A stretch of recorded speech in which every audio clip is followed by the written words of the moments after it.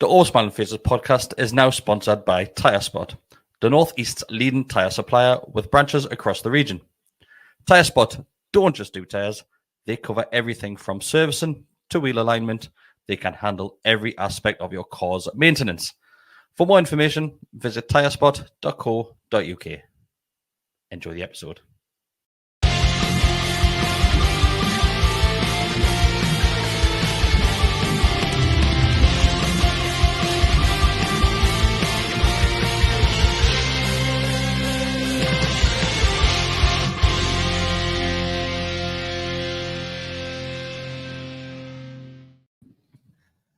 Hi, everybody. Welcome back to the Always Smiling Faces podcast on the GallowgateShots YouTube channel.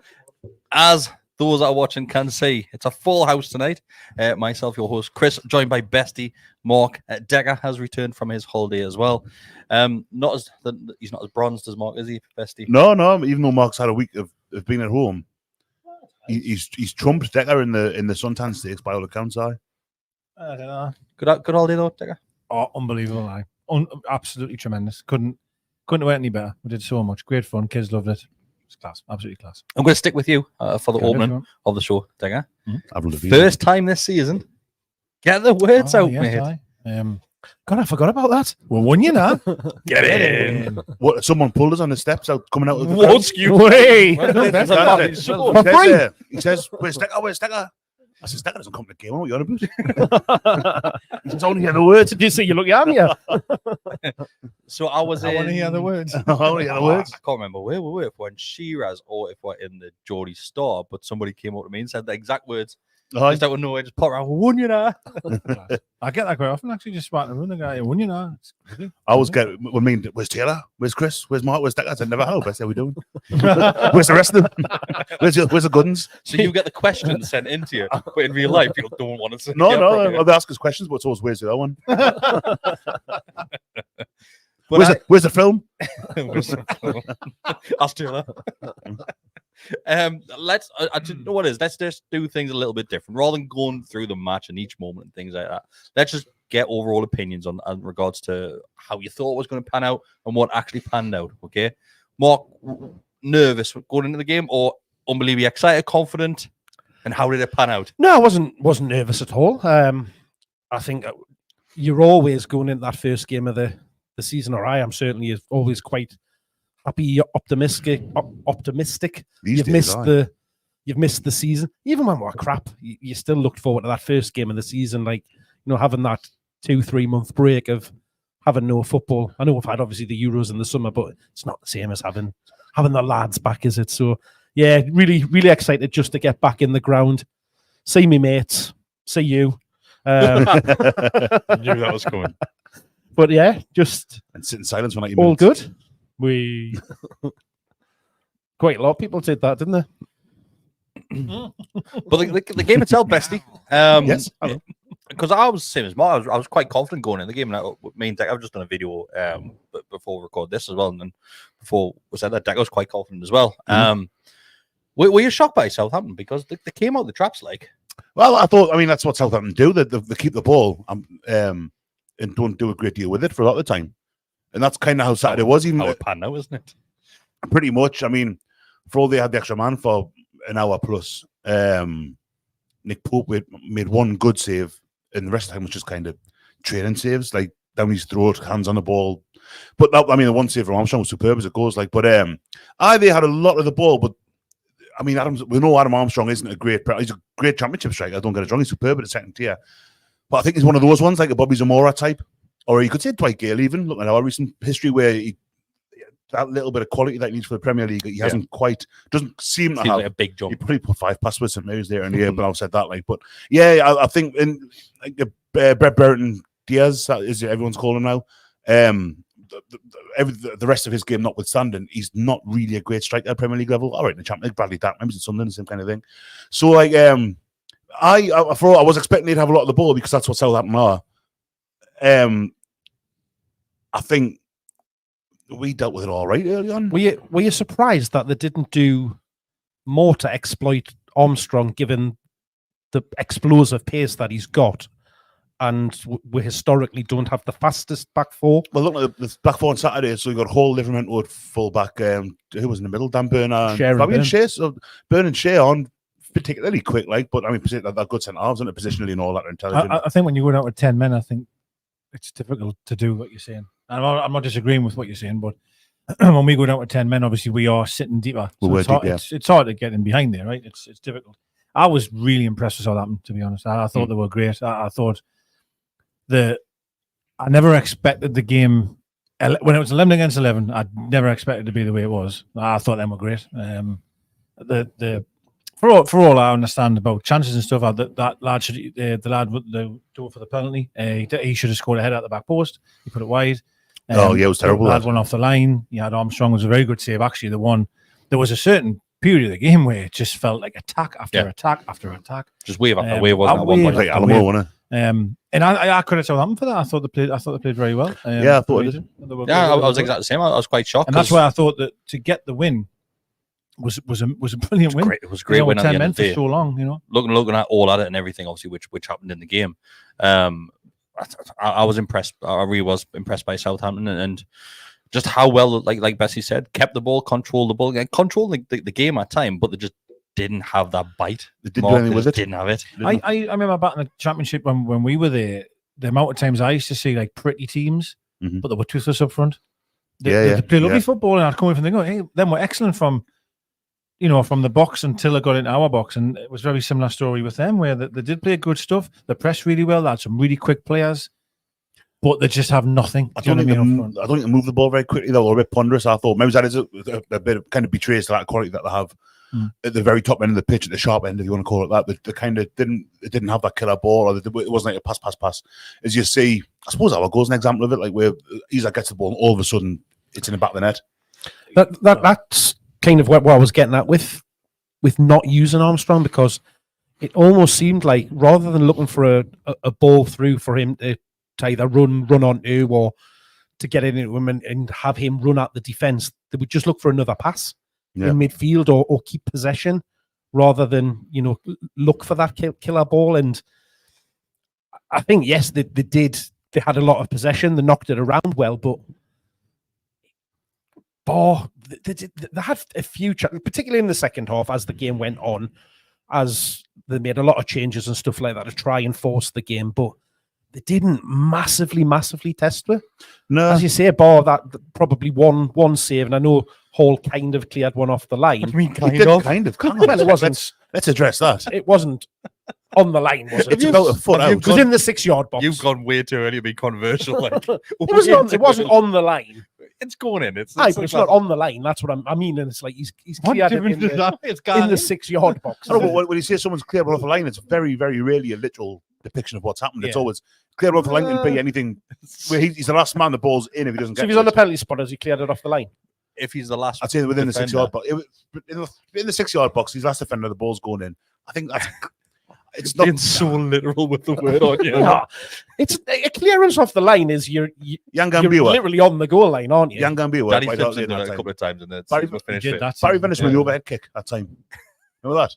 Yes, it was amazing. That might be in a yard out though. So I don't know. I love how you've gone so early with the being controversial with it. I don't see how that's controversial. Everybody else that spoke about this moment has said off the line apart from you. I guarantee this is all the podcasts. We've got us. There's like 4 or 5 Newcastle ones, a few Southampton ones. There'll be the Athletic one, the Guardian one. There's not one of the podcasts where I had this discussion. Not off the line. But that's because you're making such a big deal about it. One off the line. I think there was 3 moments. There was the one where Tino knocks it around the post. That was immediately after Lewis Hall nearly cleared it off the line. Lewis Hall made a clearance. Apparently, that's a goal. That was. Yeah. I thought he put it wide actually. Both of them, yeah. Then obviously Nick Pope is the strike from Armstrong. I would say, good where he tips over. That too, where he just catches out midair and says, "Thank you very much." The header at the back post. I'm telling you, that was a huge one. That I don't know how he missed that. That was an absolute set of that. He heads it back across the goal, didn't he? Huge. So, like to me, that. For a team like, no disrespect to Southampton, but they come to our place, right? Mm-hmm. If you said that you're going to get them 4 chances, like, they're not going to. I'm telling you, you're not going to go to a Premier League game away from home and have a better 4 chances than that. Like, them or not. Yeah, and that's the thing with this level. You're not, maybe in the Championship, you will get, Southampton will get umpteen chance. They get 10. Yeah. And they'll score 3. What I did notice from Southampton, though, they weren't scared to put a foot in. And obviously, they'll probably pick that up being in the Championship. Or ahead. I loved the tackle line. They were mucky. I thought totally buggers, weren't they? Shirt pulling and that small ball in the middle got away with a few. And I mean, obviously, there's the red card. The fact that Fabian Schar got that. The tackle on Bruno just before that sorry, not before the red card incident, but it's quite early on in the game. It's probably about 10, 15 minutes. And that's from our angle where we sit, Besty. Is that when the hole got from behind? Yeah. And the referee doesn't even give a free kick, but the first caution that the referee gives is when Hall just puts his arm on somebody's shoulder, and you're thinking that's never a yellow card. And I think at that moment the referee's head's gone, absolutely gone. It was one of the worst refereeing performances ever. It was abysmal. It was absolutely terrible. Craig Pawson, it was shocking. I mean, really bad stuff. It's not even just. I know we're going to talk about probably in depth, but it was almost every decision was wrong. Like there was, and that was also there was one. I remember in the second half, Bruno went down and the lad did nothing. 0, and he gave a free kick, and the lad's going, "What you?" It was as if as soon as someone hit the ground, literally, there was going to be a free kick. Except for Anthony Gordon. Wrong. Gordon got nothing off him at all. He got a free kick, which I actually didn't think was, but on reflection, it probably was. He chopped inside. Yeah. But it was but he's always shit him, doesn't he? That ref. Yeah, he's a bad referee. He's a bad referee. He refereed was it the derby he refereed? Yeah, I think he did. He did. I'm sure he did. Yeah, I'm sure he did. It was absolutely atrocious. It was diabolical. There was even times where he's literally yards from an incident, and he gives nothing, and he waits until his linesman flags for a foul. I mean, he's always literally yards from an incident, isn't he? Because that's how measurements work. Like if he's 100 yards from an incident, he's yards. I'm yards from an incident now. But depends how many yards. He's quite a few yards away from the Fabian Schar. He was high. Yeah. But the thing is with that one, we'll come back with. There was one that was over on the far side against the Milburn stand, edge of the box. It may well have been was it actually against the Milburn stand. I was on a pitch. I just said it was at the edge of the box, and it might have been the one where when you see it back, he's off the floor, he's out of control, and goes in kind of roughly 3/4 of the way up the shin. I don't remember that one. 3/4 of the way up. Yeah, 3/4 of the way. Okay. Not at knee height. 3/4 of the shin. I can't remember that at all. Is that like similar to Kai Havertz on Sean Longstaff last season? It's the one you'll have seen loads of pictures of it where the lad's off the ground. Honestly, don't think I have. It wasn't on Match of the Day, the highlights. So he's basically approximately 6 yards from the ball, watching it. Don't worry about that. And he doesn't give it. Doesn't give it at all. He goes to play on, and he waits until the linesman actually has to flag and give the foul. He then comes back to the foul, and because the linesman's waved his flag and gave the foul, he then books their player. So he wasn't going to give the foul. He's going to let the game go on, but waits until the linesman does it and then books the player. What? Where on earth is any sense in that? It's a bad performance. Well, there wasn't much sense in that, which gets right back to the next topic, and probably the one which we're most likely going to spend the most time on, the red card, Deka.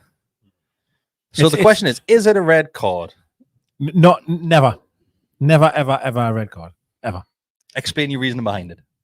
He's starting to smirk already. So I'm smirking in anticipation of your response to this. Now, what I know my mind. What I will say is, I understand. I think Shiva said this a match, and a lot of people have said he's obviously given the referee the opportunity or the thought process to send him off because he's retaliated. It's the wrong word, but he's put his, they've went head to head, and he's given him the opportunity. Shea should have just maybe told him what he thought and walked off. But no footballer is ever going to do in that moment.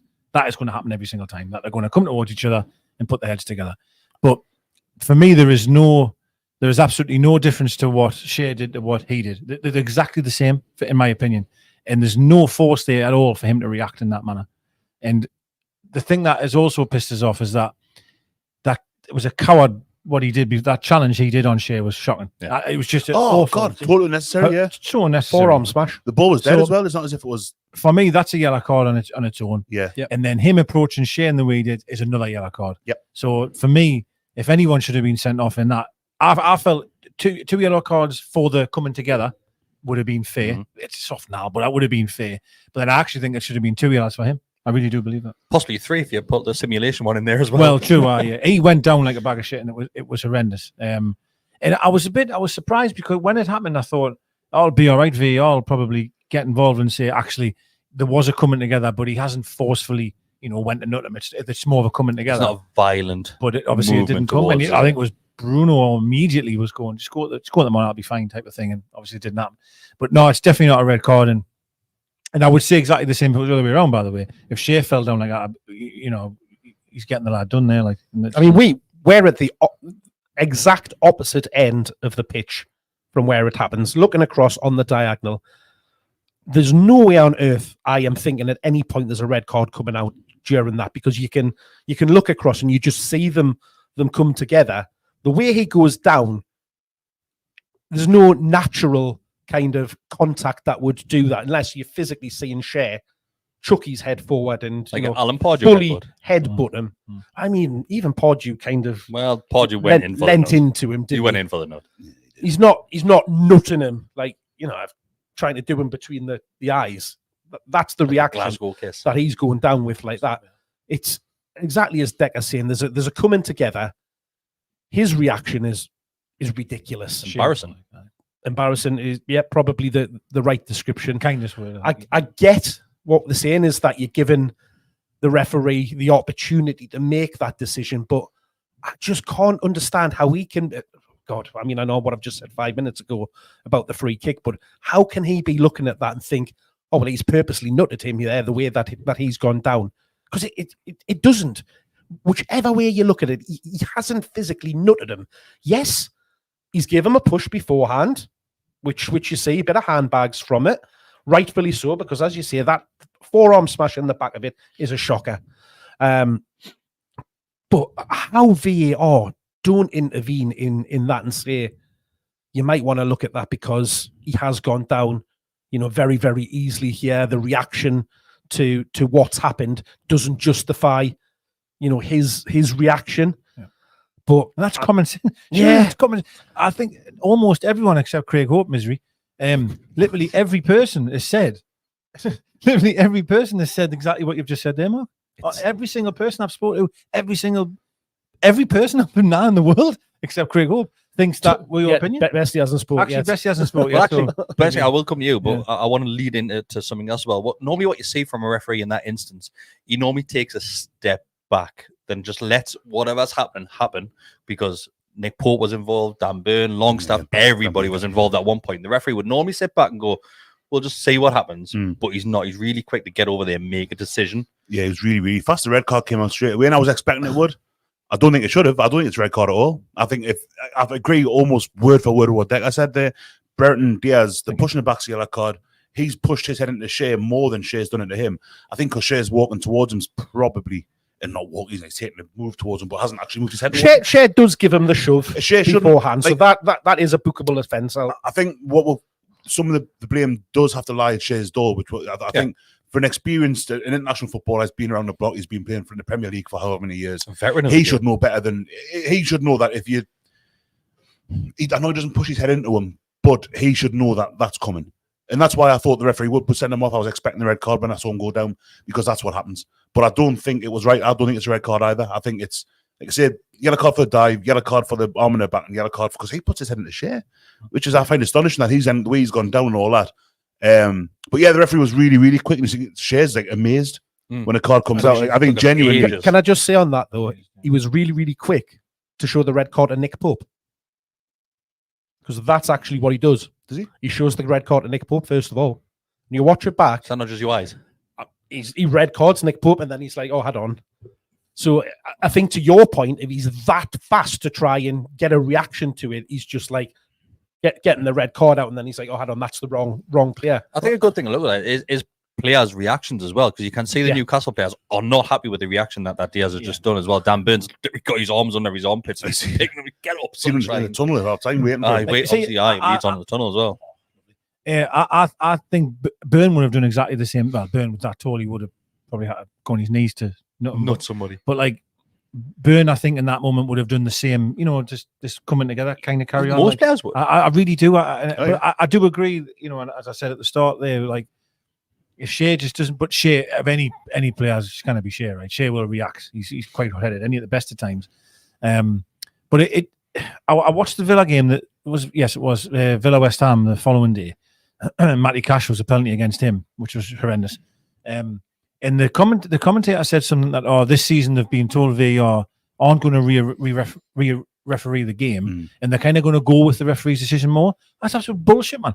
If the referee's decision is wrong, then you've got to overturn it. It's the whole point of VAR, isn't it? That obviously, to me, then is why that one didn't. Now, the question to you is going to be, if it was the other way around, if, let's say, Schar goes to the ground first, or let's say both of them went to the ground, what happens then? Does he send both of them off? Like, that's the thing. I think it's weird, isn't it? You know, the bottom line is, because he has went to the ground, that referee's immediately thought, he's intentionally headbutting. He's been played. Yeah, he's fell for it. But how can he be that close to the action? Yeah, he was close looking at it and think that he has threw ahead at him. Yeah, even if there is a bit of movement towards him, and it's 100%, both players are just, like putting like a pair of goats, putting their heads together. That's exactly what they're doing. His reaction 100% is why Schar gets the red card. Yeah. And the referee needs to be able to have the balls to say, well, I can see what's happened here, but I can also see you're throwing yourself down on the floor like that. And, I'm going to tell you to get up and get on with it, because it needs that strength from the officials. Yes, Schar shouldn't be doing, he shouldn't be putting his head in there, but neither should the. Well, the most sensible thing of to done, Besty, would be for Pawson to give both players a yellow card, then just wait until he gets something in his ear to say, maybe you should go and look at this again. Well, it wouldn't be the first time that kind of things happen with VAR. Really, isn't it? Yeah, it is. Referees get accused of it. Lean on it fairly regularly, where they'll not make a decision in the hope that it gets tidied up afterwards.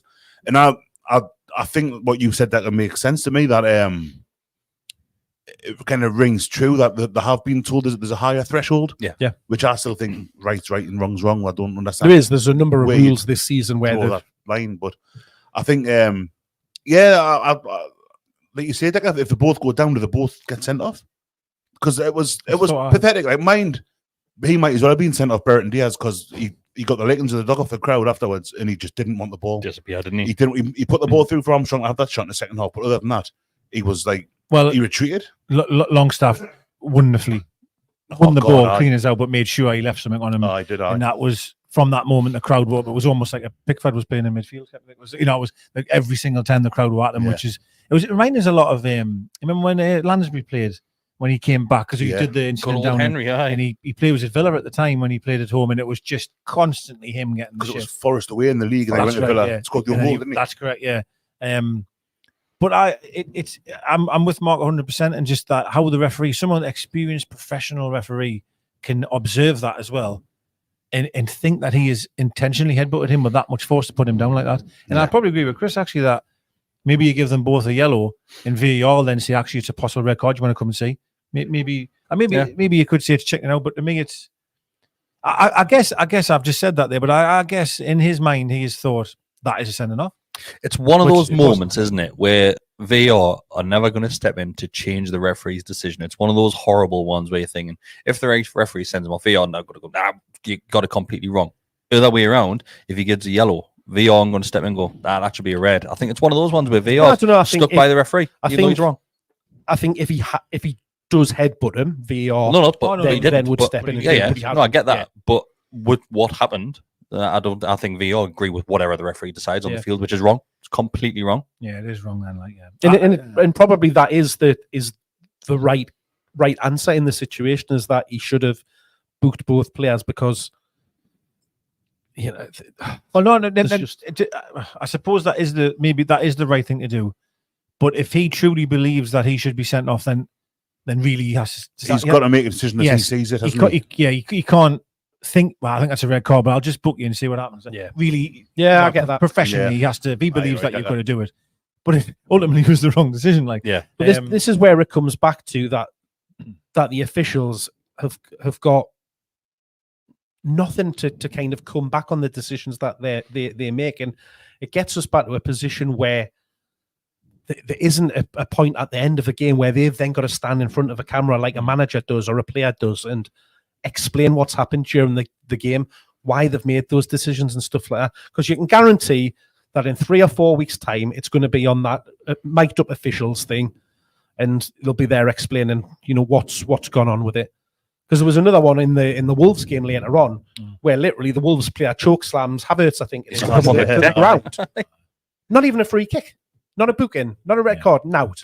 And it's the first game of the season as well, It goes back to the old inconsistency thing, doesn't it? That's the problem right across the board and has been for a long time. Well, I've got a couple of questions just because I sent a message out in the Telegram group to all the members earlier on, and one of the questions is based on this subject, Besty, and it's from Anthony Stevenson that says, do you think that the new higher threshold for VAR to intervene will actually have an adverse effect? Yeah, I do, because I don't understand how you can have a higher threshold. If something's wrong, it's wrong. Yeah. If a decision's VR it's never meant to kind of a free kick on the halfway line. It was always meant to be for the bigger sort of goal scoring opportunities. Clear and obvious errors was I don't think that's been a thing for a while now, but that was the original kind of the mantra, if you want to call it that. So I don't understand how having in inverted commas higher threshold. I don't know what that means. Really, I kind of do. I think I know what I'm getting at with it, but it's not right. I think on some of them. So, for instance, the handball rule has changed for this season. Where what is it now? So, like literally, if it touched your ball, the ball touched. See now, where's your hand? If the ball touched your hand anywhere in the box, and your hands were out to the side or anything like that, it was a penalty, whether it was intentional or not. Whereas again, there was incidents over the weekend where potentially last season they might have been given because the ball's been, whacked from 3 yards and it's hit the player's hand. But like literally, what can you do? We can't get out of the way of it and stuff like that. So they've been told away by any chance. That was slightly different because of the deflection and there was stuff one like in that. Was it the Chelsea game where there was one of those, or the West Ham game maybe? It was one of the televised games yesterday. Yeah, I seem to recall or something. So that way, so has it gone back to intentional? But now flip with what's intentional and what's not. Well, again, it's subjective, but it's going more back towards how it was that you've got to make a movement towards the ball, or your hands have got to be massively out so that you can it's a one where you're physically stopping the ball going through rather than your hand happens to be slightly in out the way to the side. So rather than your hand being in the way, you're purposely putting your hand there to block the shot. Is that a thing now? I understand that, but if you're on the goal line or just in front of the goal line, maybe in the 6 yard box, the ball's going in and it hits your hand accidentally, but you couldn't get your hand out of the way. Surely that's a penalty. It can be accidental. It could be like Deka hitting the ball. The goal's there. I'm in centre half. He hits it, and I can't get my hand out. My hands like that. Can't get out of the way. Natural position. The ball hits it, and it prevents. And without that, it's a goal. That's got to be a penalty, surely. I have a. There's got to be caveats there. There's got to be like. Yeah, I think there might be. I agree with that. I get what you're saying. Because it's unfortunate, but without that happening, it's a goal. So you've got to be some sort of penalising. It's going to be where's the ball coming from? So is it from here when I'm taking a shot, or is it coming from the edge of the box? So you've maybe got time to move. Oh yeah, I think out the way and stuff like that. So I think a lot of it came from last year that a lot of people thought that refs' sort of power on the field was being taken away from them because of VAR. Rightfully so sometimes. And loads, especially Neville and the likes, were like really banging that drum of like, well, we're taking all the power away from the referee. They're just re-refereeing the game. Anish, to be fair, was massive about that. Kept saying that he hated VAR, period. Yeah. He thinks referee should be the commander-in-chief and what he says goes. Which, to be fair, I can understand where he's coming from. But ultimately, when the statistics were given out, I'm not saying VAR is not perfect by any stretch of the imagination here. But the decisions that got correct was something like, I was 88% of decisions were correct from VAR, which was an improvement on previous. I think where it becomes sticky is where there's this new line of like, well, what, when do they get involved and when don't they? That's when it becomes sticky. Because I am telling you now, sometime in this season, VAR didn't get involved for our headbutt. Right, they've just went with the ref's decision. A couple of weeks later, they will get involved, and then we're going, "Well, how's VAR getting involved there?" It's this horrible, And I hate how we're talking about the first game of the season here, and we're talking about VAR again already. And it wasn't the only decision that was wrong at the weekend. There was so many. Like I said, opening weekend of the season, and there's probably about 5 where people are talking about. But I'm going to stick with you, Deka, and just to finalise in regards to the red card situation.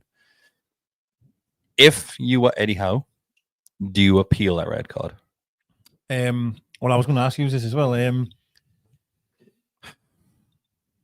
my heart is saying 100% you appeal it, but my head's saying don't even think about it. Do you get the extra game now for a frivolous appeal? Is that? I know it used to be a thing. I think it's still there. Yeah, I think so. There. So that's why I wouldn't, because 3 games is bad enough.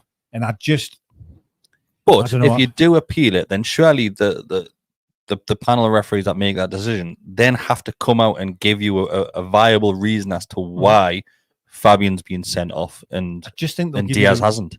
I just think they'll give you a reason that'll piss you off even more. He's headbutted him. He's headbutted him. He's leaning in with force. They'll give some, you know what I mean, which will just annoy you even more. But I think if the panel that it was going to for the appeal had any common sense, it would be overturned, right? And ultimately, what would be amazing is we didn't lose the game. You know what I mean? So there'd be so many great things to come from that. He hasn't getting his ban. We've won the game anyway. It hasn't cost us. We'll move on. But it would be even worse if you appeal and you got a 4 game. Like, do you know what I mean? They've set the stall out very early, Besty, haven't they? If this is the decision that's getting a player sent off. Yeah. I mean, like I say, when I saw it happen, I thought he would get a red card. I didn't think it was right that he got a red card, but it reminded us a little bit of Pepe Reina and James Perch. Reina was a bit more forceful. He kind of drove his head towards Perch a bit more. I think that's quite the right thing to say, but it certainly wasn't. His head. It was a very similar incident. Like, so I mean, it's not the first. It'll be the last time either. But yeah, it does feel as if, like I say, it was that having that in mind in other incidents where normally when it happens, you'll say a player will just kind of, it'll not be a proper head, but they'll just move, and that's enough. And that's when the other one goes down. Well, Shea doesn't do that. No, and he just kind of stands. I think that the problem that what is now that to me, if I'm not saying I would do this as a player, but other players will be watching that going, oh well, as soon as someone, the second it's head, I'll just go the round. It's almost. It's encouraging simulation. It's encouraging simulation, that it really is. Whereas Mark's right, referees say, get up. Southampton's manager comes out and says it was within the characteristics of the game or something daft like that. Russell Martin, yeah. So he has every right to go down, basically. Yeah, he's entitled to go down. Insane. I wouldn't have gone down doing the same thing, but he would have been entitled. I'd be embarrassed if Howe come out and said that, Funny enough, I watched his interview afterwards, Russell Martin. I thought he spoke pretty well for the most part. Up until that last sentence. And that was, the last sentence. I thought, it's a pretty fair reading of the game, that. But then that, I thought, he'd let himself down there for me. I think sometimes it's always that thing, isn't it, about they'll never want to, because he's not going to come out and say, oh, my lad's been horrendous. Not many would. Neil Warnock might have done it, or Mourinho at some point, but for the most part. Maybe he's trying to, I think they do. How does it? Anyhow, there'll be stuff that's gone away, and How's gone like, I didn't really.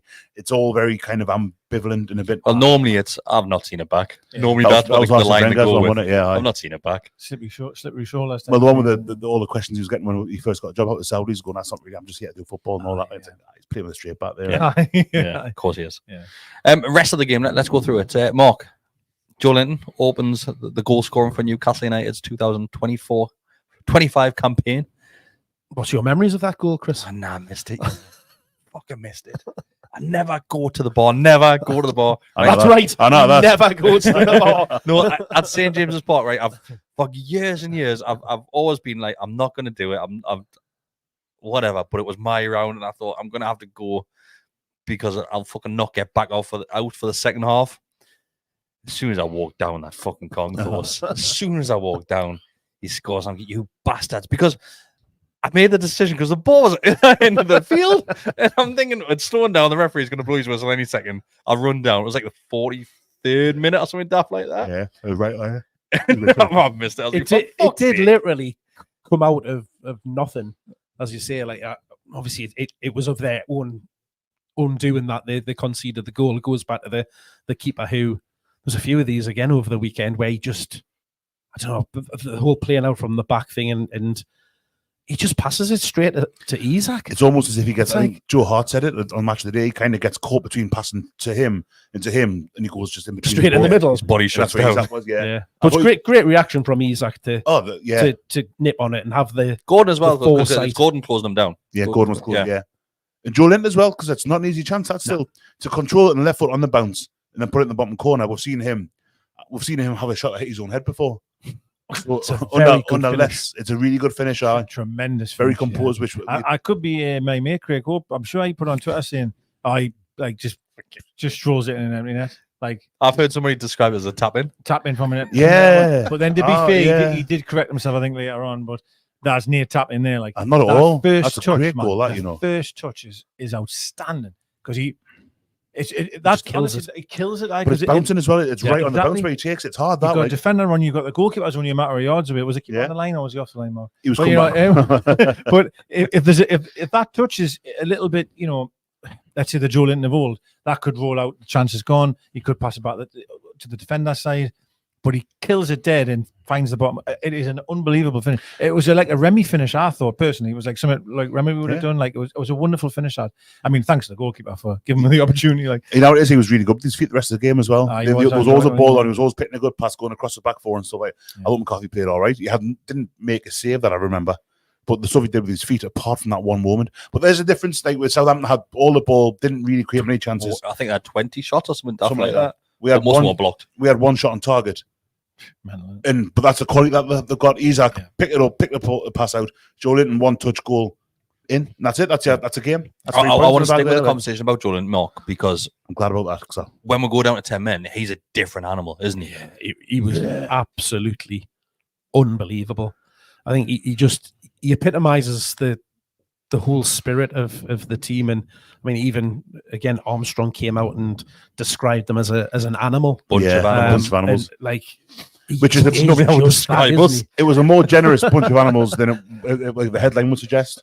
Yeah, it was our animals. They're not like the animal, not like a bunch of animals like the hooligans. He was given it as a compliment, kind of thing, of the way that they pull together the team spirit, the effort that he puts in, and he's the epitome of it. He was immense. You see the passionate celebration? He was just raging. If that was a Castile shirt, that's in tatters. Oh, it's done. I think it was funny because there was a lot of talk before when the team sheet got announced that there was no new signing on the pitch. Obviously, it was the starting 11. Yeah. Starting 11 was the same. Blah blah. But you think of him signing a contract, like, it means even more to me than having a new player on, like, because obviously there was that horrible situation where there's rumours now that Ashworth was the one behind it going, apparently so, yeah, he's wanting too much money and blah blah blah. And the second Ashworth kind of got put on gardening leave, it was done almost immediately. Yeah. And tying his future down to be at us is just paramount, like, because I love everything about him. Like, he was wonderful on Saturday. Like, outstanding. There was one, I think it was on Match of the Day, where he chases 60 yards back and nicks the ball off someone's toe end, 30 yards from goal. Yeah. It's brilliant. But it was like all the greatest hits almost to Joelinton, like the touch for the goal and that, and the times where he's got the ball dead tight and he's just kind of dropping his shoulder, knocking past someone and the ball's away. His highlight reel would be unbelievable from that game. I don't think Zidane against Portugal in 2004, whatever it was. I don't think there's another player like him in the Premier League. No. I don't think there's a player like him. I think Shearer described him as one of the best midfielders in the Premier League. Yeah, he did say that, the guy. He is. He's fantastic on it's Saturday. It's insane, but he is. Oh, yeah, I only think where he's come from. And he's a midfielder by accident.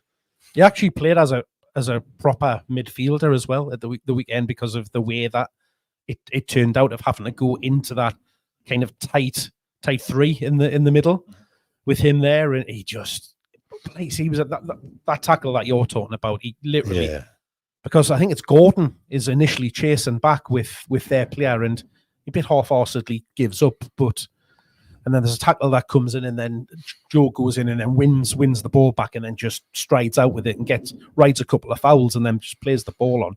He was just in full-on beast mode, wasn't he? I'll tell you who else played as a proper midfielder on Saturday. Sean Longstaff. Of Whitby Bay was absolutely marvellous. He was excellent. Yeah, it was very good. Played really, really well. One of his best games. It was he did the stuff that he always does. He's, when you look, the dirty work, but the stuff that he's that well disciplined that he knows exactly where he's meant to be, and he's always there. And that's one of the criticisms last season, where he didn't have a great many passes, a great many tackles or blocks or interceptions, whatever. But he's if you look up, one of my big criticisms of Carl Darlow, I remember I had a right baby bonnet about him a while ago, was that if you watch on TV normally watching Carl Darlow or whatever, you'd see a cross come in and he wasn't where he should be. He's a couple of yards that way, or he's that too far. I think, the brave guy as well, when the ball goes back. Nick Pope, by the way, was stuff he does that no one notices, where he just is on the front foot all the time, ready to receive the ball, so like the brave guy didn't do. But with Sean Longstaff, he's always, you look on the TV at the game, and you think, and there he is. You don't even need to you don't even get time to think Sean Longstaff should be there, because Sean Longstaff's always there. But added to that on Saturday, that tackle he put in, and now there was a bit of passion behind it and all that, but I love the little cheeky, like, he had a word. You know what it is? That headbutt from Sean Longstaff it was more worse of a than one. Fabian Schar. It was. I. He was howling the kid like, but it was funny though, wasn't it? He's obviously The noise as well. He's looking away from the cameras, and so he's obviously giving them a right old mouthful of something, and then he's like, I'd love to know what he said to him. The noise, was it in our WhatsApp group? I think was the video. The noise is like, remember that? It was only shared a week or two ago, Michael Owen, when he came on from Man U that time. Yeah. The noise was like that. It was like, there's nothing louder than St. James's Park when we think the referee's done. Well, I referenced it, and I always do this as soon as those sort of decisions. It's the 2-8 disallowed goal against Man City. It was exactly the same noise. Aye. It was amazing. Like I love the tackle because it happened so soon after the standing off. It really felt within the next throw in type of thing, and bang, and he absolutely did it. But I thought Longstaff. I don't know. You know, sometimes I think when he's got Bruno and Joelinton in that same midfield, like Longstaff's jobs. I'm not saying easier. I don't mean easier. I just mean he's just playing more of a disciplined role in regards to putting out fires, being where he needs to be. Whereas sometimes when say Joelinton's not on. Maybe it's because then we're asking Sean Longstaff to do more on the ball. Mm-hmm. See, to be fair, how many times has he been doing that run? We did the Longstaff run, the burst. He can do it. Did a couple of times Saturday. He found him there once or twice. I just found on Saturday he did more of the sort of off the ball, real hard work, getting in the right position as you mentioned, putting his foot in, getting stuck in, and then just passing the ball off, and Joelinton would burst forward or Gordon. Do you know what I mean? I thought he was excellent. Well, there's been a couple of comments in there. One from Scott and one from Callum Lewis, as one of the members as well. That says that's because we're seeing a fit Sean Longstaff, which we knew towards the end of last season he wasn't. Like playing through an injury. Right. So that obviously you've got to take that into obviously the whole scenario as well with Longstaff. And do you know what it is? I've always been a fan of Longstaff. I really have, and I appreciate the work that he does. What you mentioned, Besty, as well, the work that he does, which goes unnoticed. Yeah. But I think that's probably the one time, Mark, where everybody just appreciated, probably because we're down to 10 men. And despite going down to 10 men, we didn't really change formation a huge deal because we're still that big space on the left-hand side. But there's. And Longstaff just kept on just filling that. He was all over. Just absolutely all over. 4-3-2, didn't we? Murphy came off for Emil Kraft. Kraft came on, So we went to like.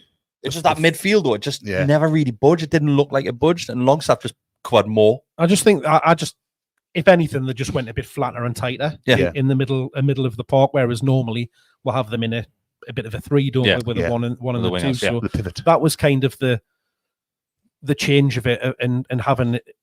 And I think it's almost it puts Longstaff back into a comfort position of him being in there, breaking things up, being able to receive the ball, being able to set her away on moves and stuff like that. If I think back, like before we had Longstaff, Isaac Hayden would be in that type of role, and he'd excel in those types of games because he could just put his foot in, receive the ball, and start it. That's exactly what Longstaff loves to do, and kind of allows us to just. Does every team need a Sean Longstaff? Well, that's what the song says. Yeah, so it is. If you look at even some of the great teams, they've all had a water carrier. That have been been discussed as in there. No, he's a traffic cone, isn't he? Training cone. But yeah, you need somebody in there that's just going to do the donkey work, be the leg work. You look at Leicester, Chelsea, France. They've had Kante doing it for years and years. I think that's a bit of a disservice to Kante. One of the best in basics, that's what he does, isn't he? He's there to keep the ball moving and stuff like that. I'm not saying Longstaff's a Kante, but it's. Shouldn't be in the same sentence, Mark. But no, listen. I'm his biggest critic, and I always get, I always laugh at this because I always have a right go at him. But I thought he was very good on Saturday. I really did, and we had to dig in with 10 men, and he was one of the ones that absolutely did that. Like I thought, I just wanted to reference some of the criticism on Gordon. I was saying, I don't know why I got on there. I just go on and get annoyed the second I open it up that after. So I'll stick with you, but I'll move to the next question. Who comes in from another member, who's Josh, sent in the Telegram group. He says, do we think Gordon's head has been turned at all by Liverpool talk, or was Saturday just an off day? Also says, keep up the great work on the pod all.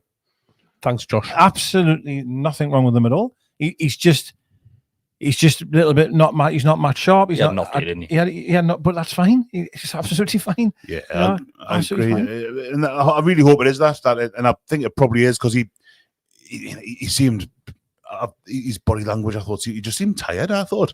You think he went to Euros, barely played, so he's training. I don't know how. I don't know what Gareth Southgate's training, so I don't know whether or not it's as intense. I think in tournament you didn't out as I was. He played 3 minutes against Slovenia in the group stage. Didn't play again. Tried to ride a bike.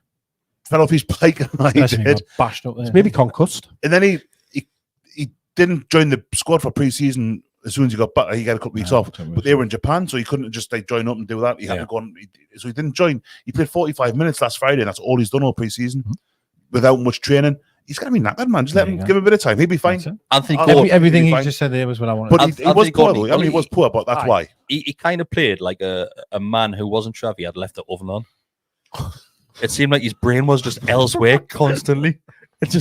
I always thought every time he got the ball, he was caught in two minds. He didn't know what to do with it, and there's so many times, unlike Gordon, where he just lost it, and he doesn't do that. Yeah, he didn't have a great game. I mean, we referenced it at the time during the match that he just didn't seem right. So the easy link to make is. Well, I looked at you, didn't I? He had lost the ball a couple of times. I went to Mark. I went. It won't be long before people have said that his head's been turned. Yeah. And it's an easy reference to make given the news about. And for what I'm worth, I think it's nonsense. Liverpool can't afford him. It's never going to happen. It's not. But it's an easy link to make given the story coming out. But do you know, has Gordon never actually come out and said anything about any of this? Nothing. No, he wants to be fair to him because since it'll come when he gets here. He's been brilliant, hasn't he? Yeah. Everything that he's done, both on and off the pitch, has been excellent. He's a class act, like So, and I know obviously the circumstances that he left Everton wanting to kind of get away and stuff like that. That there's maybe that in his makeup. The fact that it is his boyhood club that are interested. Of course, he's going to have gone. Oh, hold on, is there anything in this? Because as every single one of us will sit here. We'll have all wanted to play for our boyhood clubs, Newcastle and Arsenal. That was very funny. He'll have wanted to play for Liverpool, so it's his dream. So of course he'll have had a. When that I was working out how you said boyhood. It will have got him, thinking about it. But he's an absolute model professional since he's came to this club, and he's going to want to give his all while he's out there. I think exactly as you've said, it's been a case of he's had a long old season last year. He's had a long old summer, albeit he hasn't played a lot of football, but he hasn't been in the pre-season squad, so he's just not going to be as sharp as the rest of us. He had a really long summer last summer. It's like summer Euros, so he's basically played. He's been in 2 England squads in consecutive summers. I said that though, Besty. Hello. If he's not fit, should he be starting the game? When you've had Barnes there, that's had the full pre-season. I was going to say I would have started with Barnes, and that might be a little bit of hindsight there, to be honest with you. Barnes had a good pre-season. He's a goal threat. I wonder, knowing that Southampton were going to have, or expecting, because anyhow knows Southampton play. If he's thinking Southampton are going to have a lot of the ball, then Gordon would be like a pressure valve, like with a bit of pace. Get the ball to him, he can carry it up the pitch a bit and get the lads a breather, or catch them on a hop. So God, can you imagine Twitter if Gordon hadn't started? Can you even imagine? I think that might be a part of it as well. Not necessarily Twitter, but tongues wagging. People saying, and that maybe just keep him happy as well. Let Gordon know that he's still number one and all that. And I think if Murphy hadn't have had such an amazing pre-season, he may have played Barnes and Gordon. One of them right side. Yeah. But Murphy's had a tremendous pre-season. Murphy has, and deserves to start. I felt a bit sorry for him having to come off. His Instagram post after the game was great, unbelievable. He just put on someone because he got taken off. When Shea got taken off, it was basically like just he put a photo of himself warming up, didn't he? Not many match day photos. It was just him in his training gear. So here's me warming up. I did like Callum Wilson on the little behind the scenes. Him and the cells, When what was the comment of Murphy's the 20 minutes that he'd had? 20 minutes. Little 20 minutes. It's job done. It's great, man. Absolutely great. And do you know what? It's a shame for Murphy first game of the season, and he's the one that's obviously sacrificed. Yeah. But I want to highlight Emil Kraft as well. Came in and he'd done a really good job in absence of Fabian Schar there. Class. There's people that moan about him as well, I just don't understand it. Well, do you know he's very reliable for it. Do people moan, or do people realise that he's not as good as the rest of the defenders. I think that's all that it is. I don't know. I saw someone, I forget where I saw it now, but it was someone says you can tell he's a championship level player. Oh, nah, bollocks He to played that. really well on Saturday. You know, the sign of a good centre half is that you don't really notice, especially a right back playing a centre half. He didn't put a foot wrong for me. I thought No, he What didn't. was it? Was it his fourth choice centre back? Really? Is that what we're going with? Schar, Byrne, Lascelles, Fifth, wasn't Botman, Yeah. Kelly. Guehi, yeah. Kelly. Oh, Kelly. Kelly. Not saying Gay, but yeah, Kelly. He's coming this week. Give it another couple of weeks. He's coming this week. But Kelly as well, yeah, because Lloyd Kelly's a centre half. Technically, Dan Byrne's not a left back. He's a very good replacement. We're down to 7th on the bloody list. Yeah, it's And that's why he's still here, because he can play it right back and he can play it centre. probably second choice. Well, because Third choice right back. second choice until Trippier's first. He can play two positions. That's why and he's Trippier's playing not nice. going to be kicking Howe's door down, That's what I do. complaining he's not playing. He's a really good squad player. reliable, isn't he? And he's done amazing from where he came, because again, he was almost in the Joelinton bin. No one liked him. Everyone was Oh criticising yeah, him. you're right. Totally. What you've got to think as well is this is on the back of a very bad injury Mhm. that he had as well, and for him to come back, and he played a decent amount of football for Mm. last season, covering in there as well. So I also want to mention Mark's mate. Dan Byrne was Great. phenomenal. Yeah, great. You sent it half, Mark. he was absolutely Phenomenal. outstanding. Absolutely, like every single ball that came into the box, he was there, head on it, clearance. Yeah, he was. He's just Playing so out brave. of position as well. He was, yeah, Playing playing out the centre position. half. Full backs on the pitch. He never has a bad game in centre half, man. He's unreal at centre. Honestly, I just love him. He's excellent. He's a really good footballer. He really He's very, is. very under. He's class. Like the squad, for all you said earlier, Deka, that it was met. The point was made that there was no new signings on the pitch. Yeah. That wasn't a complaint. I was just trying to shelve the Joelinton. But it was something that kind of I had heard said over the I think maybe on Match of the Day actually. Like we don't need much. I listen to a few podcasts a day and news and whatever, reading stuff, and loads of them have said if Joelinton was fit, we could finish fourth last year. We've said it. If Nick Pope was fit, we could finish. We're not a long way away from. And I agree with that. I think we finished 8 points off fourth last season. 3 wins, couple of draws, and that's feasibly we could all point at 4 games. Oh, if we'd have done that, me Andy had tits and all that. But like, where we could have easily, if we played a bit better last season, we would have done. We're not far off it. We don't need a big overhaul. We need improvements in certain areas. But like I said, Dan Byrne's fine at centre half. He's better than what 15 other clubs in this league have got. I reckon. Like, well, maybe he's 12, 13. No, I absolutely agree. I feel it's more like it doesn't need to be at this moment in time in the journey that we're on. You don't need a revolution of buying loads of players. Like it just needs the odd person here or there. You really don't need much. Like, and I was listening to Pep Guardiola's press conference just before. I put it on my phone, and he mentions us. He mentioned Newcastle. And he says like them playing 1 game a week, like it was serious, like serious. Like, we all know, be like the team 2 years ago. We all know that we need improvements in certain areas, and we could all tell you exactly what those areas are. Not that they say we'll probably come into it later. Same positions we've talked about for the last 3 seasons, really. Yeah, it will be. But like, we're still. We'll have strengthened one of them though. We've at least got 3rd choice striker now.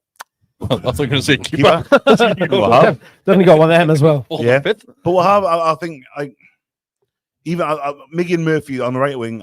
You'd like to have someone better there, but I've got no problem with either of those two staying or both of them staying. Obviously, the squad places and all that. One's probably got to go, but I think it's covered. Jacob Murphy's fine. I think they're starting. I'm not. You'd like to have every. That's a position that we've said, as you say, for a long time. Want to improve that. Didn't do it last year. Maybe Gordon is the answer. Maybe they're going to do Barnes and Gordon. Who knows? But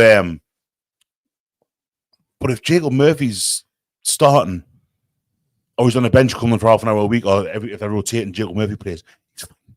He's fine. He's fit. He's fit. Hell, actually, really. He seems to get bigger. Proper. He's an athlete now, man. Big style, yeah. Compared to the kid that came to the club. Him and Joelinton. Both of them, yeah. He's the veins in his legs. He's all sinew and lungs. Joelinton. He's an incredible specimen. He is. No, he is. He's just an absolute character as well, isn't he? He's Jacob wonderful. Murphy. He's just. I love Murphy. Me, like you would just love going into work and just hanging out with him for the day, wouldn't you? Well, I think it speaks volumes talking about the Callum Wilson video from behind down the corridor.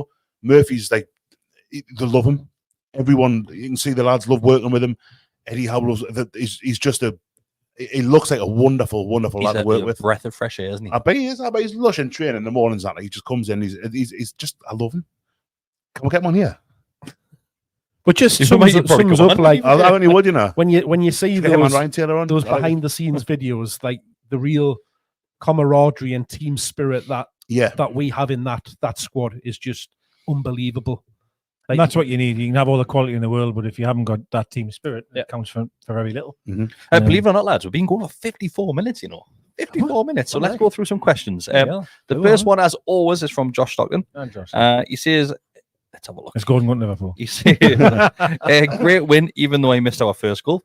Welcome to the club, he said he was queuing for a pie.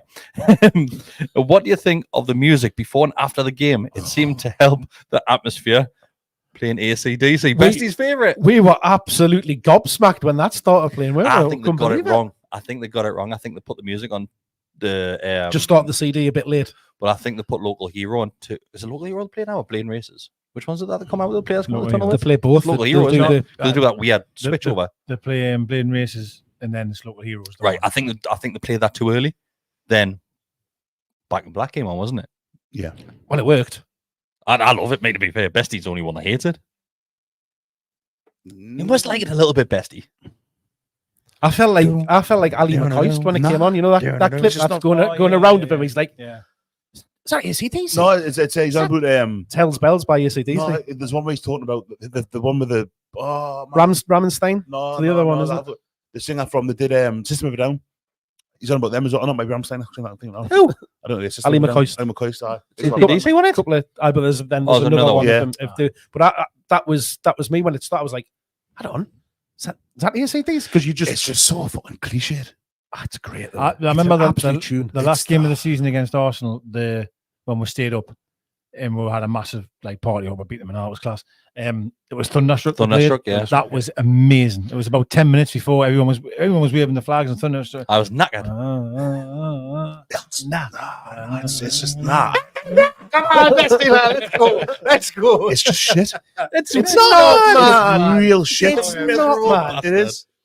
It's not, man. Everybody loved it, apart from you. It's if you ask someone who doesn't like music what their favorite band is, it's AC/DC every time. Coldplay. That's a shout as well, Nah, that was good, mate. It was good. But it was it's horseshit. It's crap. They try and squeeze too many songs in before the game starts. It's a matter of weeks since you also said Stone Roses were a crap band as well. No, I didn't. I said they were overrated, and I stand by that. But before the game now, if that's shoehorning back in as well, I can't say black for some reason. They're trying too much, mind. Hey Jude by the Beatles, which I love. Hey Jude by the Beatles. I don't want to hear it before the game. Yeah, I want to hear Local Hero, and at halftime, I want to hear. Everyone does. Everyone comes out. So, just someone please explain the order of these songs. I'm going to get annoyed. I can't remember the order exactly, but if the Back in Black's a thing now, then that's there's about 5 songs now. There's and the Premier League one, the Premier League anthem, the crap version of Playing Races. Yeah. What else? He just hates music, doesn't he? For somebody that comes on a radio show, there's a real problem here. I'm in a notorious. So was Local Hero still the song? It's in there, but like 20 seconds of it. It wasn't the last song like it normally is. The players came out the tunnel to Back in Black. Oh my god! But it was actually really good. It wasn't. It was rubbish. It's horse shit. I want Local Hero to start. I think the press played too early. I want Local Hero to start the game. You've got to have the Premier League anthem, so you've got to have that. And when they come on for the second half, I want Busquets' version of Playing Races that used to play in the 90s because it's Raker. And a full time, you've got your choice of Rocking All Over the World. You've got Moving On by Primal Scream. You've got pretty Blue Eyes if you have to, but not too loud. Not too loud. Well, no, because now they play it so loud that you can't. It's like, well, wait. Well, no, but the full times, especially with Did you say Hey Baby? Like, yeah, that's another one. Actually, it's a good shout. That we're more than capable of making that noise. We don't need to be cued by. We're singing it anyway. Yeah, we don't need to be cued by the. Yeah, that's where I did think the Brentford little PA man got it right, because even though he was playing Hey Jude, when it got to the chorus bit, he actually dimmed the music down and let the crowd sing. And the other problem I have with it is that we can't keep time. Oh, so if a song comes on a tunnel, we are never in time with it. After about 10 seconds, it's like it's just a mess. Sing the chorus. It was never so obvious as Saturday that we sing our songs so fast, because you had the Saints singing. When the Saints go marching in, I mean, they do sing it very very slowly. Well, so did Tottenham, But did it then- as well for a while. But Then our version, because obviously we started singing it back. You know, the clapping one as well. So You know, fast. the Just one be just somewhere in the clap. middle, nicely. Yeah. It's getting faster and faster and faster. It's a race now. It's like the Olympics. They're clapping like a high jumper or something. It's like that. Even the Geordies clap like that. Aye. It's so fast. Everything's like, it's aye. The game's longer now because of VAR. Just take your time, lads. Get them all in. Shall we move on to the next question? But apparently we didn't sing it. No, I want to whinge about music a bit more. What do you think of the flag display this weekend, by the way? I thought the I loved the little Yeah, touch, that- the little So thank you in there's the a question corner. from Jules that says, Chris, were you and Mark quite close to the Amanda flag? We were right behind it. Yeah, right behind it. really. We sit, but it was a nice little touch. It really was. yeah, Should have been Yeah, bigger. like that. Should have been the full size. As well. Oh, Besty, it no. was a bit. Come on. It Should was a have been. bit odd. I thought. I didn't like the What? dreams thing. The what do you call it? Well, the dream is Bobby Robson court, isn't it? Yeah, but I Have didn't- wild dreams because what dream? Something like that. but it was like, but we've still got them. Like, yeah. I didn't think. It's something. It's not beyond our wildest dreams because we dreamed something along those lines. This Amanda and murder thing. I can see why they did it, and it is a nice gesture, but I just don't know. It felt a bit kind of. You're quite miserable tonight, aren't Really? you? I'm not in a lovely old mood. You've gone Well, like this, down. this is I'm the first not time having though. this, like- This is the first time we've been able to sort of thank them at a game. I know what you mean, yeah, yeah. I thought it was a great liked it, time. yeah. It was brilliant. Yeah, I wanted it the full size. I Yeah, wanted- could it like I was quite happy just what it was. No bigger, no smaller, just in the corner. Lovely. Done. I just wasn't sure about it. Well, okay. Nah. It felt, and what they've I'm done. not happy with that. I'm with you. What they've done with getting, they kind of broke the deal at the club and they didn't own it, but they were minority shareholders, whatever, for nearly 3 years since the takeover happened. And it's right that they're thanked. But I don't know. You are a miserable sod. I'm not. I'm just very thoughtful. Apparently, I make a cameo in the match. Has anybody watched the match cam video yet? Apparently, I'm in it. No, Well, if you're in it, I must be in there's it. a camera next to Amanda. Yeah. I think we're just getting people singing. Mark, you wouldn't be in it. I'd be Unless flag. I'm cut off by the flag. I had me flagging that. Was we, not it? You were, yeah. Yeah. Annoying me trying I to think I was the take a last picture. one in the ground still waving the flag at one point. So I was Just because I was trying to take a just picture. in case Besty was watching. I watched the whole first half. It was still okay in the first half. Then towards the second half, I looked over after an hour or so, and it was like you only get someone who like sprints at the start of the Great North Run to get to catch up with like Moses Kipinui or Mo Farah or something. And then after like 4 or 5 miles, that absolutely packed. He was like that after an hour. You were like, Oh, it's because I had 75 minutes of not having a drink. God, that half-time drink. Oh, Yeah, That was awful, Wasn't the wasn't best. it? Like what was it? What do you have? went for the cider, but they didn't have the berry cider left. They just had the apple one. I'm It sure was it's been rotten. there since like the first game of the season last year. They're still doing summers. I've got actually speaking about that. I've got an issue, right? Do you know how everybody was buzzing with the loaded chicken or whatever the hell it was? Salt Was and it called pepper salt chicken, and pepper chips chicken, and curry. right? Aye, it is available in the corner. It isn't. It's in the Gallowgate, right? That's why every fucker from the East Stand comes in the Gallowgate. Piss off, stay in the East Stand, right? Get your own food in there. Right? That's why the queues are so pissing busy in the We Gallowgate. did notice that, didn't we? That's tiny, like. But fuck, well, Literally, the people Gallowgate, stay there. walking from the east stand, walking all the way halfway around through the to East Stand, you know, the entrance next to us to go get the right? food. But I've got a bit of an issue with this, right? Not people come from the East Stand, right? That's different. Harry Farage. Coming over here, Do you know what the taking our issue is, salt and right? pepper chicken, chips and curry sauce. It's you can't get a drink within 15 minutes and drink it at half time. You can't do it, right? Nah, And people say, impossible. "Well, don't go and get one." Blah blah blah. Whatever. I just wanted a pint, right? That's all I wanted. Now it takes even longer because every bastard wants to come and get the chicken. You know that match they're gonna have some chicken, like I'm with you there. Like, a lot got of a people, chicken cottage beforehand. people talk about there's one, there's insane, that that. one, there's one at Sunderland. People go, "You've got to have this at the stadium. It's great." I think, like, I can't. I don't eat. I'll get a Greg's in my pocket for like on the way home or something like well, that. we all know you take your packed lunch to the match, but then don't eat it. I see people leaving 10 minutes Oh, yeah, of course before I did that, to yeah. half time to get chips. Aye. Just don't come back to the game. Just go. It's weird, but I'll tell you what. Another thing I saw was 2 lads came up towards me and had they concealed a bottle of Carl in each something, and they got turfed by a steward, not out the stadium, but just finishing the concourse, come back up. Surely it's about time now. You should be allowed to have a pint on the concourse. In the 100%. and I was talking to one of the lads that I stand next to at the game at the weekend. He says, the problem is you get people coming and going all the time, and it's a good point he makes. But why not make it so like from half an hour into the game, you can get a beer. Go, you can stand it, have it in your seat, no bother. A couple of pints, whatever. And I don't see the problem. Like, you can watch the Champions League game. I'm not UEFA are funny with it. The European Championships, people having a pint in the stand. No bother, you got a game in Germany, you can have a couple of, and there's no problem with it. It's a Premier League, You isn't say that, But during the Euros, how many times did we see people lobbing things at the pitch? Yeah. Yeah. I just think there's just too many dicks. Like, I would sit lovely with me pint and have a nice chat with you. And that I think lovely, most people, if you open the bars, well, you can shut the bars. If from 15 minutes before half time, you could say to people, right, you can take a beer back your seat now. It would stretch it out a little bit because Smithy, or the lads out, like Smithy, Mark, Mossy, and all them, there's always one of them goes, David Glendon, and they always go down on between 35, 40 minutes in, and then miss the end of the first half, the start of the second half, because it's that busy. And I'll never have a pint at half time because I don't want to miss it. And I'm thinking, well, if you've gone down, you stagger it. It doesn't make half time longer, obviously, but it gives people more time to go and have your beer at your seat. Like, what's the problem having a beer at your seat at half time? Do you know what fixes the whole queue issue, Besty? And I don't know why they haven't done it yet. The bottom up. Just 2 separate bars. Like, They should have that a bar just sells food, and one that food and drink, and one just drink, just for beer. or the bottle bank things that have them bottle bars. Well, that let was you use your piss and card. That was the stupid thing. You got pay cash only then, cash I only? never called them. They weren't even there. Oh, well, So normally they weren't there this week. So the last couple of seasons, that has helped massively with getting a drink, is because bottom of the stairs as you go down, there's 2 barrels with cold drinks in. Yes, you've got to pay cash. You can't pay by card, but you could just walk straight up to it, grab them, no queuing, small queues, because it was really, really fast turnover on it. Nowhere to be seen on Saturday. So there's the first issue there. I don't understand why we haven't got them, because yes, the need to improve the facilities in the ground. We know that that's part of a lot of the questions that were asked around the whole stadium piece and stuff like that. And there isn't that many places that they can do it, particularly in the corner. Hence, the little pop-up bottle bars were a brilliant reaction to that. Meant you could get a drink really, really quickly. Just give them little tap-it card things that you put on your phone. Give them a phone that they can use. Yeah. With a little card reader. Bang, done. People would be served. I'm going to flick it back on a positive, right? Program sellers as well. They should have that.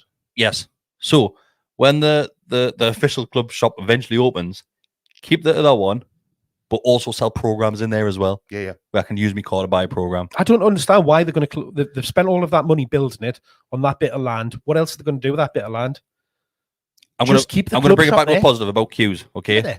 So Mark, we got to the ground about 25 minutes before kickoff. Yeah, we're almost straight in. A little bit late, really? weren't we? Almost straight in. I was there really early. About 2:15, so 45 minutes early.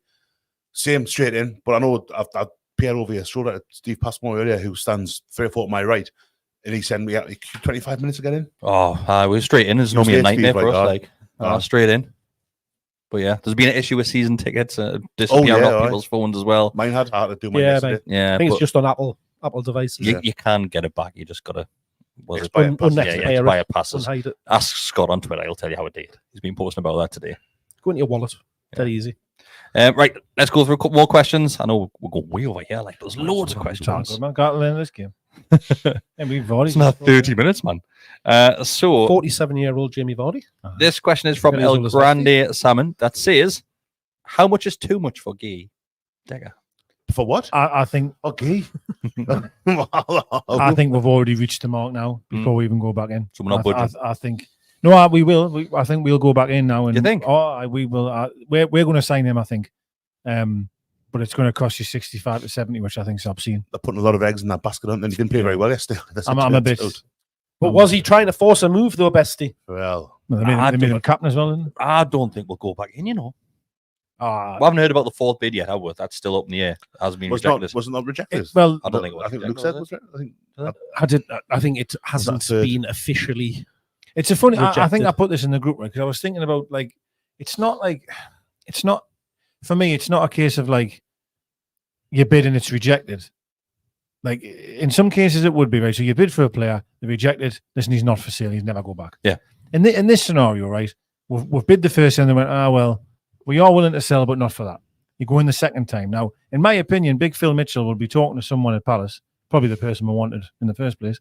What's he called again? Dougie Freeman. Dougie Freeman. But anyway, he'd be talking to someone, and you would think after the second bid, we know now really what they're after. You would expect. Yeah. So they went back a third time, and it's not enough. They went back a fourth time. Now, that's either they're not communicating at all, or Parish is trying to move the goalpost here.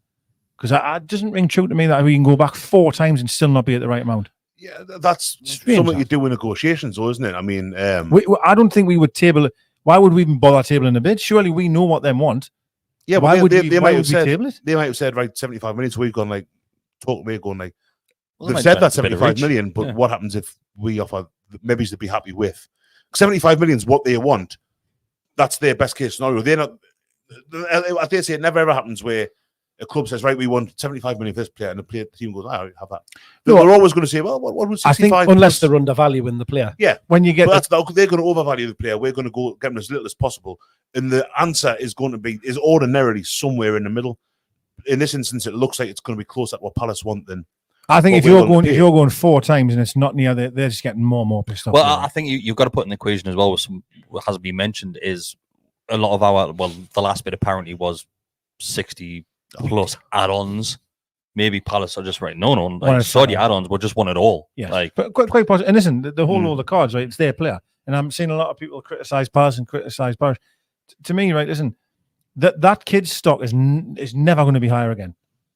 Well, if he comes to us and he gets higher again, then we must have done something amazing, because he's got 2 years left on his deal. He's going to go into his last year. He had an amazing Euros. This is their time to get as much as they can for that player, and they're well entitled to do that. But to the question, £70 million for him, like it's a lot of money in that. The huge amount. Isak was 60. Well, that's 65, it, whatever. so you club record signing more than Isak, more than Yeah. And listen, I think he's a great player, and Like I'd it, love yeah. to get him. But I just think with all the PSR carry on, we need a right winger, etc., etc. I just feel £70 million. I don't know. Do you think now, though, right? Let's say that I don't think the deal's dead. I think we'll probably will get him. I think we're heading in that direction. But let's say worst case scenario, Mark, we don't, right? None of these bids get accepted, and all Palace keep on shifting the goalposts or whatever they're doing. Now we've basically put our cards on the table, and other clubs know how much we've got to play with. So if we go and bid for another player, like obviously they're not going to demand X amount, like because not Guehi at the end of the day. But they can say, well, we know you had 65 million there that you're willing to dispose of on a player. So our price has gone that little bit higher. Yeah, there is always the risk of that. But again, that'll be where the club will have a value in mind of what they think that player is worth. And like we're seeing in this situation, is they'll go to that figure. So it could be that our plan B on the list is a central defender that they maybe rate at, 40 million pound, and that they go with it then. It's highly unlikely that they'll just go straight in and go, yeah, there's 40 million for that player. Let's get it done. But, nobody negotiates like that really, except probably Chelsea and maybe Man United this season. Leeds when Ridgedale was there. Aye, when people were chucking money around. But yeah, so there'll be that back and forth. I think Palace I don't know how much of it is trying to get as much money out of us as possible versus also trying to weed out some additional, interest in the player. I think that's what a lot of it has been. Get some other clubs in there as well. Because let's be honest, Paris kind of keep his mouth shut about the situation. Constantly talks about. Yeah, they put Guehi out in front of the cameras to discuss it as well at one point where we're talking about a possible move. They were hoping for some sort of bin wall coming in, and they just haven't had it. And it's because he knows that if he doesn't go this summer, then they're not going to get money like that again, because as Dek has just said there, we'll get to this time next season. He's got a year left on his contract. Nobody's paying that amount of money for him. So, and this is probably why we're thinking, well, we're not going to pay what you're saying this, because we could just wait 12 months. I do agree with that. I do, but I just feel going back in 4 times, like it feels a bit mental to me. And I just don't believe Palace are playing fair on that side. I think they have give us an idea of the ballpark. We've went with it.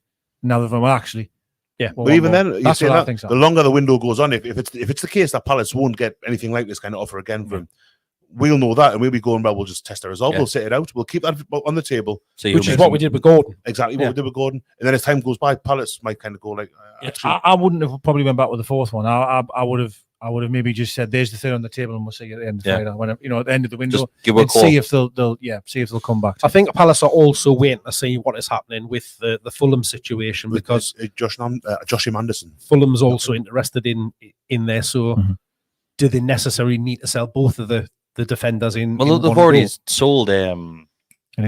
At least he's already gone, so Germany, they don't need a sell. And there was rumours that that people went for Eze. And of course, listen, towards the end of their season, Palace looked a real good team. Look, excellent, yeah. They really did look a good team. And of course, the manager and Parrott, they'll not want to just all the chip players going. Of course, you don't want to do that. But of course, it's difficult for them. We've been there where we've had little gems and they just get taken away from you. There's nothing you can do about it.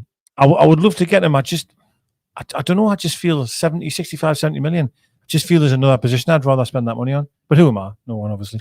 I think that's one thing. If we get him in, then we'll go to back four for the next, like Hall, Tino, him and Botman. If Botman comes back fit, let's get back four for 4 or 5 seasons. You just think it's like double Botman? Like, but it's because, like, I mean, and I know we've talked about that. He's English. He's very young. He's got good leadership qualities. England international had a brilliant summer. It's a summer. Brilliant. He had a good summer. He was probably England's most consistent player. He was brilliant. Like, he was good. Like, he was very good in the couple of games. I tend to find he plays more left centre half. Yeah, he does. That's been playing in particularly at the weekend as well. He played in the three because a lot of last season he dropped out because they were playing in those in the different formations, so he didn't. Yeah, I don't think he started a huge amount. Yeah, he didn't pick up all amount towards the end of the season. But basically, the Euros is what's done the damage price. Absolutely. Absolutely. If Harry Maguire had been fit in the summer, we wouldn't be sat having this conversation now. Yeah, probably would have signed him half the amount. Yeah. So I don't think they've just signed him on a whim. How much was Maguire again when he went to Man United? 80, wasn't it? 80, I think it was. 80. So we're not talking neck end of the way. Yeah, he's good a few years ago. He's now, not good. What Maguire at that time was. Just went the wrong club. Maguire didn't he? But Man U the wrong time. Was mint. It would be quite funny though if we did go down our list, because the rumor is that the player that Crystal Palace want to sign to replace him is also on our list and is available for half the price of what Guehi is. Obviously, he's not. Who would that be, Mark? I can't even remember now. Well, I've heard that Malik Toward. Gomez. Gomez, yeah. No, this was, I think, German. Malik Tow's German. No, coming from the German league as opposed to Milan. You could throw any name at us and I wouldn't have a clue because I can't remember. Glad we brought it up. But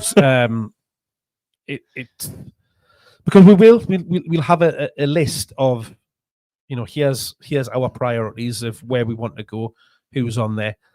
That's where, how we ended up with Isak, because we had a conversation with them. They wanted too much money. We stepped away. We started looking down the list. Isak then became available because they suddenly wanted to do business. We went in and got him. Is Mikel Merino gone to Arsenal? He's going apparently. Not yet. It's been talked about for a good few weeks. Apparently this week on, they're expecting it this week. I wonder if that's another thing, because it's been linked for maybe 4 weeks now. I wonder if that's a similar thing where they are putting bids in and Sociedad are saying, is it Sociedad is our Espanyol? If they are going like, no, that could be a similar thing, but because we are getting amounts, and apparently it's coming from Palace rather than us, that it's become protracted and that bids have been made and rejected. I just wonder that it probably happens all the time. 4 bids probably isn't that many, but because it's being played out in public, it feels like thanks to Parish, probably interminable. Where really, I think I'm not thinking this. I'm just saying, people. This is Mitchell's first big deal, right? This is his first for us. Yeah. You know what I mean? Yeah. And I bet he'll be thinking, I really want to get this over the line, because the way it's being aired in public as well. I still think we will get him. I just think it's a hell of a lot of money. But you know what? My bank will still be the same in the morning. So yeah, I'm not worried too much, because you go back to the situation we had with Botman. We were all in on Diego Carlos. Mm-hmm. We were after him, signing him, couldn't get to an agreement with him. We then switched to we were going for. We then started going for Botman. There was all of the chat that he didn't want to. He wasn't going to come and join us. He was going to go to Milan. Go to Milan. He ended up here. Carlos then went to Villa. Obviously, he picked up a bad injury, which is probably, probably he's been sold on, hasn't he? He's gone. Things turn out in a different way, and that's why I've got faith that even if we don't get him, there'll be a plan B. How might be the plan B? He might have even been the plan A. I wouldn't be then had to go to plan B with Guehi. So. I wouldn't be surprised to learn, or surprised if it came to pass that things are happening. Even if whether or not we get Guehi, I think there's more like Tony. I I'm just totally throwing one in. I don't know about Tony. I think it'll be. There's a reason that he's still at Brentford now. Like, it'd be awful if he goes to Saudi, like money, because like he's been banging on. He wants to go to a big club and he deserves the opportunity. And he's just had a taste of England there. Do you know what I mean? And then he'll go to Saudi. That would be dead then. Just dead. Yeah. Just dead in the water. I don't know about Tony. I don't think he's what we look. No. Honestly, I was just joking when I shouted his name. He undoubtedly has been an excellent striker over the past couple of seasons. Like, I think Arsenal haven't touched him because of his attitude and his gambling. Yeah, maybe. You see, Brighton's completed Jorginho that Rutter from Leeds, 40 million for him. So they've been selling. Well, they've had to sell quite a few, haven't they? Leeds. Well, just to mention before we end it, because we've gone way over. Minty for Brighton as well. Obviously, he gets injured in his first game. He had a great opening 40 minutes. Like, I only saw a few bits where everything went through him. But then what I watched, he lost the ball every time. Oh, did you? Exactly. Exactly. Oh, the one Somebody put out a highlight reel. Oh, look at this! He's had a fantastic game. I was the first. He dribbled it a few times, got tackled. Passed the ball. He did quite well. He did an assist and he played one good cross-field pass. His assist was absolutely brilliant. It's one game. One half. It's one game. Good start though. But there's no harm in saying someone played well. Isn't it? You think it's the second coming of bloody prime Ronaldo? Nobody is. Nobody's said that. Are you kidding me? The reaction. He's doing very well. He's played great. If he had been doing that for us on Saturday, I mean, what a player I've got here. Well, people have been doing it over that Sanusi, haven't they? Yeah, the young lad who he looks good. I mean, we'll see. We'll see. Yeah. We'll see. Thanks everybody who has joined us tonight. It's been a pleasure as always. Just like the video means a lot to us. Why did you look at us like that, Besty? There's loads of stuff that I wouldn't talk about, but we've gone really long. We've gone way over. We've got Bruno's captain now. We've still got to do something after this. I'm not having that, by the way. No, what? We don't think it's true. Or? Nah, Craig Hope's made that up for clickbait. It's not just. It's not just saying it. He is not club captain. If Kieran Trippier is at this club and is fit, he's captain. He's not. He is. Lascelles is. Yeah, but he's not going to play all season, is he? But Lascelles is still club captain. Yeah. So why wouldn't? No. He's team captain. Team captain Is the title that he's been given. The second president on this video by Craig Hope. Well, new captain is Bruno. I reckon it's legit. Like, I hope so because I did a video about it. All right. Yes. Listen, Craig Hope's in misery, but I can't see him posting that without having some real. I'm sure. So you're telling me if Kieran Trippier is fit and is in the team, that Bruno's getting the captaincy over Trippier? If we make Bruno captain, I think Eddie Howe's made that decision. Like, if I'm not sure why you'd be shocked by that. Not having it. Do you think Trips is going to be starting? Like, yeah. Do you? Why didn't he on the weekend? He's not fit. Gordon did. He's not the same person. Yeah, but he didn't have an injury, did he? If he's not fit, he should be on the bench, shouldn't he? So. No, Trippier wasn't. Apparently, that's why Trippier played for the under-21s against Sunday night. Was how wants him to get him fit. Which it makes sense. That is of course wise in the 21s, unless he's making hot dogs or something. Apparently, Bruno was doing the program notes, was he, from the captain? Oh, apparently. I didn't get. I've bought one off eBay last night, but I've not actually. I don't think it's legit. Like, I'm not having that. What? When you see you're not having it, do you not want it? What do you mean by not having it? You just don't believe it? Are you bothered? I don't have anything against him. Right. Being captain. It's not just Craig Hope. I'm on Twitter now, or X, and an account called Team Bruno Guimaraes is actually confirmed. Oh, well, it must be true. Then, done. Bruno has become Newcastle. I'm convinced now. Then we're so proud of you, Bruno. So fair play. That's it. I mean, that's stratified now. Like. I pretty hope so. I think, look, he's came out and even Eddie Howe's said the same, that he's kind of been promoted to the leadership goats leadership. We've had a full form tonight. I'm not going to chicken out of this opinion. I chickened earlier as well. He'll be the best captain bar on. Right, we're going. Jules has just said, "Can we clip this when the club announce it?" I've got to be a great one. The only way that happens is if Trippier goes. Then it'll be that other video. He's got against Everton, that one on. If Trippier is still at this club and is in the team, he's captain. Well, could that not be a sign Bruno apparently being made team captain, not be a sign that Trippier isn't going to be at the club much longer? Let's hope not. Well, this is all covered in the video which me and Deka have. There's no point watching that now because doing it again. So, to watch it, become a member because that's how you're going to be able to watch it as well. Me and Deka did. What did we do? 20 minutes, Deka? It was about a 20-minute video that we did. It was about 7 minutes a subject. Yeah, so 20 minutes we've done. We've gone through 3 subjects. Become a member. Go and watch that as well. Just like this video. If you don't want to become a member, just like the video. Become a subscriber. Besty, you're really freaking us out. You're staying on the side of my head. Right, thanks everybody. We'll see you next time. Look at that way. Ta-ra.